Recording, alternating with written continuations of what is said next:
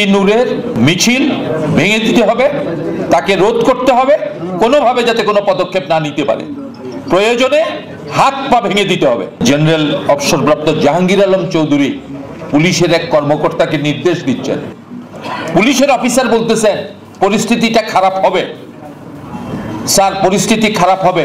তিনি উত্তরে নির্দেশ দিচ্ছেন যে কোনো মূল্যে রুখতে হবে, প্রয়োজনে হাত পা ভেঙে তাড়িয়ে দিতে হবে।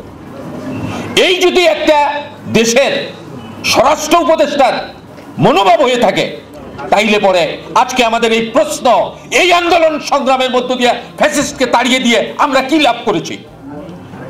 তিনি তার সেই বক্তব্যে বলেছেন, পুলিশ অফিসারকে বলেছেন যে এত বেশি বুঝেন না, প্রধান উপদেষ্টার নির্দেশ। এই পরিস্থিতির কারণে আপনারা দেখতে পাচ্ছেন আসিফ নজরুল মেডিকেল কলেজ থেকে পালিয়ে গেছে। এই পরিস্থিতির কারণে একজন উপদেষ্টাকে বিদেশে নাজেহাল হতে হয়েছে। আমরা এই বাংলাদেশ চাই নাই। আমাদের দল বারবার বলেছে দেশের এই সংকট নিরসনের জন্য নির্বাচনের বিষয়টি পদক্ষেপ নিয়ে আসেন।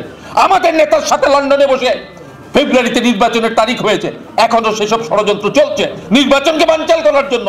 বাংলাদেশে যদি নির্বাচন না হয়, বাংলাদেশের অস্তিত্ব বিপন্ন হবে। বাংলাদেশে যদি নির্বাচন না হয়, গণতান্ত্রিক ধারা বিপন্ন হবে। বন্ধুগণ, যে মাটিতে জন্মেছি তার ঋণ কোনোদিন শোধ হবে না, তাই দেশপ্রেম আমার অস্তিত্বের একটি অংশ। রাজনৈতিক আপডেট তথ্য পেতে চ্যানেলটি সাবস্ক্রাইব করে পাশে থাকবেন এবং ভিডিওটি ভালো লাগলে আপনার মূল্যবান মতামত জানাতে ভুলবেন না। ধন্যবাদ।